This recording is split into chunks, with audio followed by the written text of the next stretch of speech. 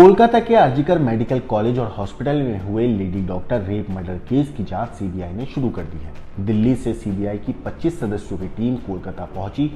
इस टीम में additional director और ज्वाइंट डायरेक्टर लेवल के अधिकारी शामिल हैं। इनके साथ दिल्ली से सीएफएल की 5 सदस्यों की टीम और एम्स के डॉक्टर भी पहुंचे हैं।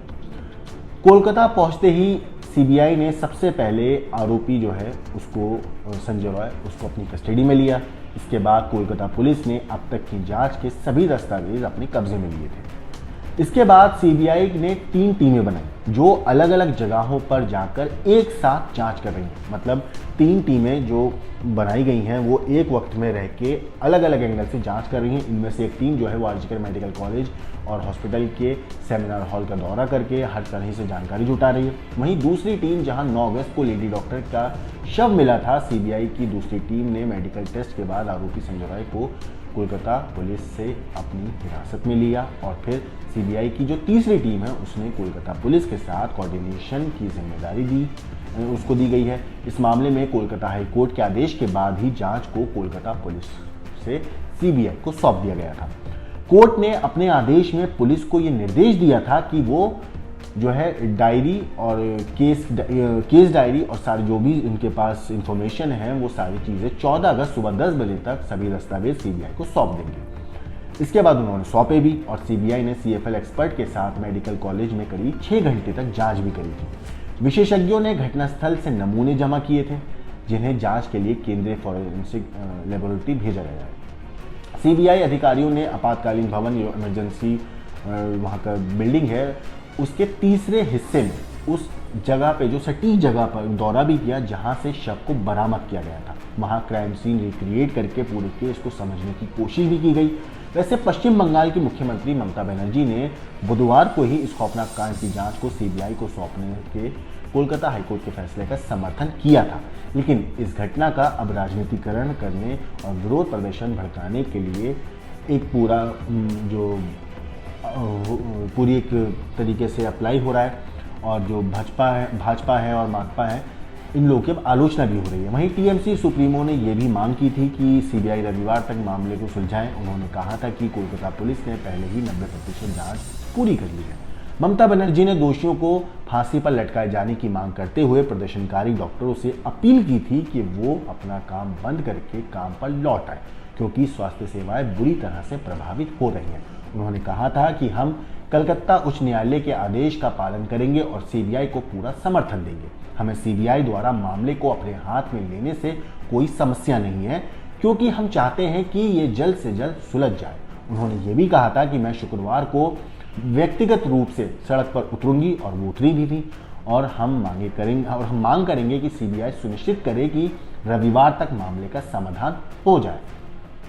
इसके बाद कई चीज़ें आई कि ममता बनर्जी किसके खिलाफ प्रदर्शन कर रही हैं, वो एक अलग चीज़ें वायरल हुई पूरी सोशल मीडिया पे। हालांकि कोलकाता पुलिस ने पहले ही 90% जांच पूरी कर ली है, ये दावा ममता बनर्जी ने किया था। उन्होंने कहा था दोषियों को फांसी की सज़ा मिलनी चाहिए।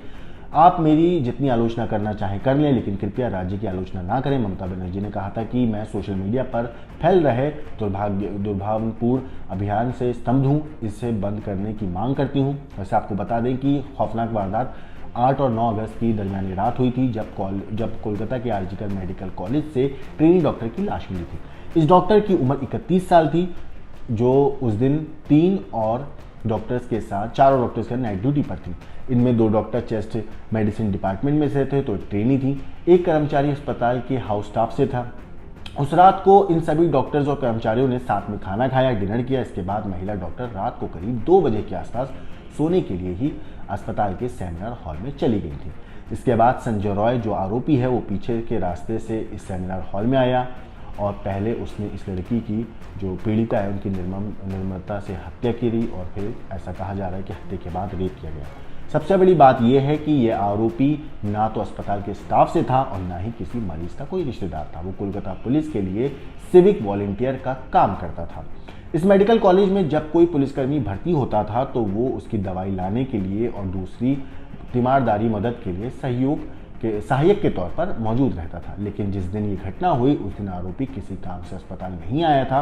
ऐसा कहा जा रहा है कि उस दिन ये अस्पताल के पीछे वाले हिस्से में शराब पीने के लिए आया और उसने शराब पीने के बाद अपने मोबाइल फ़ोन पर अश्लील वीडियो, पॉर्न वीडियो देखी, फिर वारदात को अंजाम दिया। इसके बाद सुबह करीब 4:45 बजे उसने सेमिनार हॉल से बाहर निकलते हुए देखा गया और वारदात को अंजाम देने के बाद आरोपी ने सबूतों से छेड़छाड़ करने की कोशिश भी की थी, ऐसा मीडिया रिपोर्ट्स में कहा जा रहा है।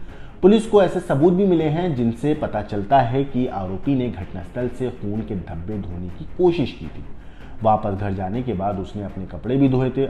आपको बता दूं कि आरोपी संजय के खिलाफ BNS की धारा 64 बलात्कार और 103 हत्या के तहत केस दर्ज है। वैसे आपको बताऊं कि कोलकाता के आरजीकर मेडिकल कॉलेज में ट्रेनी महिला डॉक्टर से दरिंदगी के बाद हत्या के मामले में इंडियन मेडिकल एसोसिएशन ने भी प्रधानमंत्री नरेंद्र मोदी को लेटर लिखा।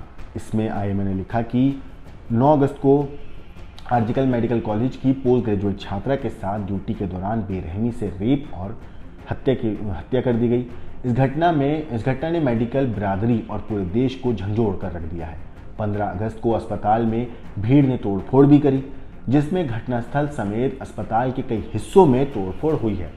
पेशे की प्रकृति के कारण डॉक्टर विशेष रूप से महिला डॉक्टर हिंसा की चपेट में आती हैं और अस्पतालों और परिसरों के अंदर डॉक्टरों की सुरक्षा सुनिश्चित करना अधिकारियों का काम है।